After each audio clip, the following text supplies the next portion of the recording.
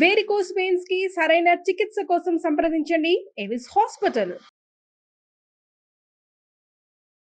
నమస్తే రమ్మగారు. నమస్తే జయ. రమ్మగారు, పూజ గదిని ఎలా ఉంచుకోవాలి, పూజ గదిలో ఉంచుకోవాల్సిన ఫొటోస్ గురించి, దైవార్చన గురించి, దీపం ఎలా పెట్టాలి, ఇలాంటివన్నీ మనం మాట్లాడుకున్నాం కదా. పూజ గదిని అందరికీ చూపించకూడదు, తర్వాత మనం పూజ చేసిన తర్వాత తలుపులు మూసే ఉంచాలి, ఇలాంటివి నేను కొన్ని విన్నానండి. ఇవన్నీ ఎంతవరకు కరెక్ట్ రమ్మగారు? ఇప్పుడు పూజ గది అంటే ఎంతమంది ఇళ్లలో పూజ గదులు ఉంటాయి జయ? పూజకి ప్రత్యేకంగా గది ఉండేవాళ్ళు కొంచెం తక్కువే. పూర్వకాలపు ఇళ్లలో, పూర్వోత్తరపు ఇళ్ళు అంటే ఏనాటివి? నా చిన్నప్పటి ఇళ్లలో భగవంతుడికి ప్రత్యేకంగా ఓ గది, దేవుడి గది అని ప్రత్యేకంగా ఉండటము, ఆ గది తలుపు వేసి ఉంచటము, ఆ ఇంట్లోకి అమ్మాయిల వాళ్ళు, పీరియడ్స్ వాళ్ళు అలా ఎవరైనా వెళ్ళకుండా ఉండటం, అటు పక్కకి వెళ్ళకుండా ఉండటము, దేవుడి గదిని తలుపేసి ఉంచడం పాతకాలపు పద్ధతి. ఇప్పుడు బాగా పెద్ద పెద్ద ఇళ్ళు కట్టుకోగలిగిన వాళ్ళు, దేవుడికి ఒక గది కేటాయించగలిగే అవకాశం ఉన్నవాళ్ళు, కొన్ని అపార్ట్మెంట్స్లో కూడా దేవుడి గది అంటూ సెపరేట్గా చిటిదైనా ఉంచుతున్నారు. కుదిరిన వాళ్ళే కుదురుతుంది. సాధారణంగా చాలా ఇళ్లలో ఇప్పుడు ఈ మధ్య అంటే ఒక 20 ఏళ్ళుగా, ఒక 15 ఏళ్ళుగా చూస్తున్నాం పూజ గది సెపరేట్గా ఉన్న ఇళ్ళు. అంతకుముందు ఏం లేదు, వంటింట్లోనే ఓ గూడు దేవుడికి. అవును. ఇప్పుడు దీన్ని ఎలా ఎవరికి చూపించకుండా నువ్వు మూసేసి అదేమిటో చేసేసి ఎలా చేస్తారు? కర్టన్స్ వేసుకోవాలి, లేకపోతే ఏదో చెయ్యాలి. కర్టన్ వేసుకోవడానికి కూడా కుదరకపోవచ్చు, ప్రాక్టికల్గా కుదరద్దు. చూపించకూడదు అనే నియమం ఏమన్నా ఉందంటారా మీ ఉద్దేశంలో? పెద్దవాళ్ళు కొంతమంది చెప్తారు జయ, అట్లా దేవుడి గది పనిమాలా చూపించకూడదు. ఇప్పుడు మా అమ్మ వాళ్ళ ఇంట్లో మాకు మా పద్ధతులు కొంచెం వేరుగా ఉంటాయి. వంటింట్లోనే మాకు దేవుడు ఉండేవాడు. మా దేవుడికి ఒక పెట్టు ఉండేది, పెదగోవింద పెట్టు అంటారు. పెరుమాళ్ళ పెట్టెకి ఆ తలుపులు ఉంటాయి, తలుపు ఉంటుంది లోపల. సాలగ్రామాలు అయ్యవార్లు లోపల ఉంటే ఆ తలుపుని ఎంతసేపు తీయటము, ఓపెన్ చేసి ఉంచటము, అర్చన అయిన తర్వాత తలుపు వేసేస్తారు. మళ్ళీ రేపొద్దున చేసి కౌసల్య సుప్రజారామ అని పూర్వ సంధ్య ప్రార్థన అనుకుంటా ప్రాతః తిరువారాధన కలిసి తీస్తారు తలుపు. ఎంత పెట్టి ఉంటుంది రమ్మగారు? అంత పెట్టి ఓ 1/1 ఉందనుకో. దేవునికి సంబంధించిన ప్రతిమలన్నీ అందులోనే ఉంటాయి. అందులోనే ఉంటాయి, ఉండేవి ఇది వరకు. కాస్త ఏదైనా పెద్ద పటాలు అవి పెట్టుకో తెలిస్తే వెనకాల పెట్టుకునేవాళ్ళు. మళ్ళీ కౌసల్య సుప్రజారామ అని తలుపు తీయటమే అలా ఉంటుంది. కొంతమంది ఇళ్లలో ఆది పద్ధతి. అదేలేండి. కొన్ని పెద్ద గదుల్లోనే ఉండి ఇలా మొత్తం దేవతా ప్రతిమలన్నీ ఇలా అలంకారంగా పెట్టుకుని షోగా పెట్టుకునే పద్ధతులు కొన్ని ఉన్నాయి కదా. ఇప్పుడు చూస్తున్నాం మనం దేవుడి గది ఇట్లా లైట్లు పెట్టడము, బోల్డ్ అని ప్రతిమలు, వెండి బంగారు ప్రతిమలు, పెద్ద పెద్ద దీపపు సెమ్మాలు, మన తాలూకు స్టేటస్ ని, మన తాలూకు ధనాన్ని అంతా చూపించే విషయంగా దేవుడి గది ఉండటం కూడా ఒక పద్ధతి. ఇప్పుడు లోకం రకరకాల ఐడియాలు. అయితే ఈ దేవుడి గదిని పనిమాల ఎవరికైనా చూపించకూడదు అనేది సాధారణ నియమమే. అది ఇది దేవుడి గది అంటాం అంతే.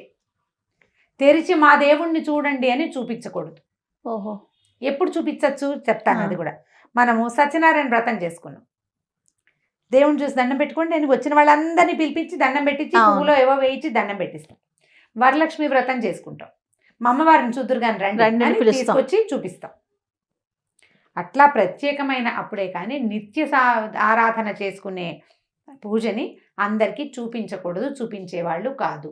వచ్చిన వాళ్ళు రకరకాల ఇబ్బందుల్లో ఉండుండొచ్చు, వాళ్ళు ఎక్కడైనా ఇబ్బందికరమైన చోట్లోకి వెళ్ళొచ్చి ఉండవచ్చు. కాబట్టి వాళ్ళని దేవతా వాటిని ముట్టుకోవటము అవి చేయకూడదు. గబుక్కున్న దేవతా మందిరాల్లోకి ప్రవేశించకూడదు. మనమే జాగ్రత్తగా ఉండాలి. వాళ్ళు చూపించినా అలాగే అని మనం యువతలకి రావడం మన మంచి పద్ధతి. కొంతమంది చూపిస్తారు, అది షోలాగా ఉంటుంది. వాళ్ళు ఎంత బాగా పెట్టుకున్నారు దేవుడి గదిని అలంకరించుకోవటం. నిజానికి వాళ్ళ ఇళ్లలో ఆ పద్ధతులు ఏం లేవు, క్రమంగా నేర్చుకుంటారు. ఎంత బాగా పెట్టుకున్నామో, ఎంత క్లీన్గా ఉంచుకున్నామో పైనుంచి ఒక గంట వేళ్లాడుతుంది. ఎన్ని ప్రతిమలు ఉన్నాయి, చక్కగా వెండి బంగారు ప్రతిమలు, దీపారాధనలు, చక్కగా కలశాలు, ప్రసాదం పెట్టుకోవడానికి ఓ పళ్ళేలు, వస్తువులు సగం. ఇదంతా ఏమిటి? ప్రదర్శన, ఆరాధనలో భాగం కాదు కదా. ఇప్పుడు ప్రదర్శన వస్తువుగా నీ పూజ గది ఉన్నది ఉంచుకుంటావు అంటే ఇక దట్స్ అప్ టు యూ. కొంతమంది చేస్తారు అట్లా, వాళ్ళకి చూపించుకోవాలని ఉంటుంది. ఇక వాళ్ళని మనం చేసేది ఏమీ లేదు. సాధారణ నియమం అయితే ఇది. సాధారణ నియమం అయితే దేవుడి గది ఊరికే ఒక గ్లాన్స్ చూస్తే ఓకే, అంతేగాని తలుపు తెరిచి ప్రతిదాన్ని ఇదిగో ఇక్కడి నుంచి తెచ్చాం అలా చూపించడం అంత మంచిది కాదు. దీపం వెలిగించేటప్పుడు, దీపం వెలుగుతున్నప్పుడు దేవుని గదికి ఉన్నటువంటి ఈ డోర్లు క్లోజ్ చేయొచ్చు రమ్మగారు. ఆ దీపం లోపల తలుపులు పెడతావు. వేసేయచ్చా? అప్పుడు మామూలుగా దేవుడి గది అంటే దేవుడి గదికి పెట్టిన తలుపులకి కొన్నైనా రంధ్రాలు ఉండాలి, అవును. పొగ అది పోవడానికి. ఆ, కాస్త ఆ మాత్రం గది ఉందనుకోండి, ఒక 4x4 గది ఉందనుకో, దీపం పెడతావు, ప్రసాదం నైవేద్యం ఏదో పెడతావు, బయటకు వచ్చేటప్పుడు తలుపేసేస్తే గాలి బారుతూ ఉంటుంది లోపలికి బయటికి, దీపం వెలుగుతుంది. ఇప్పుడు ఏదో పెట్టాము, ఆ ప్రసాదం పెట్టాము, కొన్ని పలుకులు వదిలి పెడతావు, దీపారాధన కుందులు ఉంటాయి, ఎలుకలు వస్తాయి, పిల్లులు వస్తాయి, మన ఇంట్లో ఏదైనా ఇంకేమైనా రకరకాల జీవజాలాలు మన పెంపుడు జంతువులు ఉంటే అవి వెళ్ళచ్చు, పిల్లలు గబుక్కుని వెళ్ళి ముట్టుకోవచ్చు. అందుకు దేవుడి గది తలుపు వేయటమే మంచిది. ఎవరైనా అనుకోని పరిస్థితుల్లో ఎవరైనా మన ఇంటికి వచ్చినా కూడా ఆ బార్లా తెరిచి స్వామికి వాళ్ళని చూపించేసేయకుండా చేయొచ్చు. ఇప్పుడు భగవంతుడు సర్వాంతర్యామి చేయడు. ఈ ప్రతి పరిస్థితుల్లో, ప్రతికూల పరిస్థితుల్లో ఉన్న ప్రతి వాళ్ళు భగవంతుడితో అనుసంధానమయ్యే ఉంటారు. అవును, అనుసంధానమయ్యే ఉంటారు. అందులో ఎటువంటి నిర్వివాదాంశం అది. కాకపోతే మనం భగవదారాధన అనేది చేసుకునేటప్పుడు సాధారణంగా ఏం చేస్తారు, చక్కగా స్నానం చేస్తాం, దేవుడి గది శుభ్రంగా తుడుచుకుంటాము, పవిత్రంగా పెట్టుకుంటాం కదా. అవును, నువ్వు ఒక పవిత్రంగా జాగ్రత్తగా చాలా శ్రద్ధతోటి చేసేటప్పుడు అదే శ్రద్ధ అన్ని విషయాల్లో కూడా ఉండాలి కదా మనకి. ఖచ్చితంగా. దేవుడు ఎక్కడ లేడండి, ఈయన ఎందుకు చూడకూడదండి అంటే ఎక్కడ అన్ని చోట్ల ఉండేటట్టు నీకు ప్రతిమ ఎందుకు, దీపం ఎందుకు, గాల్లో పెట్టపోతువి దీపం ఎందుకు దేవుడి గది దగ్గర పెట్టేవు. అవును, నీ ఉద్దేశం అది. నువ్వు ఒక ప్రాంతాన్ని సెలెక్ట్ చేసుకున్నావు, ఇంట్లో ఒక రూమ్ని పెట్టుకున్నావు, ఇంకా నిన్ను ప్రతిమలు పెట్టావు, శ్రద్ధగా కూర్చుంటావు, నీవు ఒక క్వాలిటీ టైం దేవుడి దగ్గర స్పెండ్ చేస్తావు ఆ గదిలో కాబట్టి కదా. అలాంటి శ్రద్ధ నీకు ఉన్నప్పుడు నువ్వు దాన్ని మరింత శ్రద్ధగా కాపాడితేనే మంచిది. ఇప్పుడు మొదలుపెట్టిన శ్రద్ధని పూర్తిగా చేయండి చివరిదాకా. అది ఇతరుల దృష్టి నుంచి, ఇతరులు తెచ్చేటువంటి అపవిత్రమైన పరిస్థితులు, వాటి నుంచి, ప్రతికూలమైన పరిస్థితుల నుంచి, నెగిటివిటీ నుంచి మీ దేవతా స్థలం తాలూకు పవిత్రతని కాపాడుకోండి, ట్రై చేయండి దానికోసం. కరెక్ట్ అండి. ఇప్పుడు హాల్లో ఎక్కడో ఒకటే గూడు ఉంది, ఇక్కడ పెట్టావు దీపం, అందరూ వస్తారు, దండం పెట్టుకుంటూ పెట్టినారు, లేకపోతే లేదు, ఇది వేరే కదా. నువ్వు సపరేట్గా ఓ రూము, ఓ ఇది, ఓ జాగ్రత్త ఉంటే అన్నీ జాగ్రత్తగానే ఉండాలి నీకు. అలా చేస్తేనే కదా ఇది పూర్తిగా. అవునండి, అవును, మొత్తం సాటిస్ఫై చేయాలి కదా. అవును. మనం కాదయా బీరువా కొనుక్కున్నాం, దేనికోసం, వస్తువులు దాచుకోవటానికి, జాగ్రత్తకి. బీరువా తలిపేస్తావా, వేయవా? ఖచ్చితంగా తాళం వేసి తాళం మళ్ళీ చెక్ వేస్తావా, చేస్తాం. వేయవా? వేస్తావా? ఎందుకు? జాగ్రత్తకి కదా. ఇక్కడ కూడా అంతే, సూపర్, సేమ్ అదే పాయింట్. కాబట్టి మనం అర్చనలు, ఏదైనా ప్రత్యేక అర్చన మనం దేవుడి గుడిలో కానీ దేవుడి బయట కానీ ఏదైనా పూజలు ప్రత్యేకంగా చేసుకున్నప్పుడు ఆ స్వామిని లేదా అమ్మవారిని దర్శింప చేయొచ్చు, కానీ నిత్య పూజని దర్శింప చేయవలసిన అవసరం లేదు. లేదు, ముట్టుకోకుండా ఉండాలి, ఎవరు ముట్టుకోకుండా. నువ్వు ముట్టుకోవు అన్నప్పుడు ముట్టుకుంటావు, నువ్వు ముట్టుకోవు, శ్రద్ధగా స్నానం చేయలేదంటావు. మన దగ్గర అసలు సుమన్లో ప్రసాదం కూడా పుచ్చుకోలేదు మొన్న.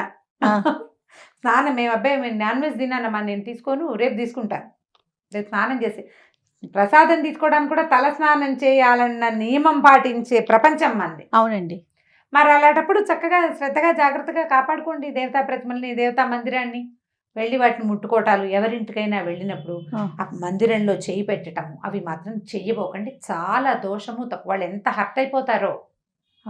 వాళ్ళు జాగ్రత్తగా కాపాడుకుంటున్న దాన్ని మనం ముట్టుకోవచ్చా? దేవుడి మందిరాన్ని ముట్టుకోకూడదు, దండం పెట్టుకోవాలి అంతే. తప్పితే మందిరాన్ని ముట్టుకోవటము, అబ్బాయి ఈ విగ్రహం బాగుందని టకీమని లేపి చేస్తారు కొంతమంది. అలాంటి వాళ్ళు ఉంటారు. ఆ పనులు చెయ్యకూడదు, అస్సలు ముట్టుకోకూడదు. సో పవిత్రంగా చూడటమే మంచిది. మంచిది మనం పెట్టుకున్నప్పుడు. అది నీకు ఆ పద్ధతి ఉన్నప్పుడు నువ్వు దాన్ని అలాగే కాపాడుకుంటూ తీసుకెళ్ళి ముందుకి. రైట్ రామ్ గారు, నమస్తే. నమస్తే.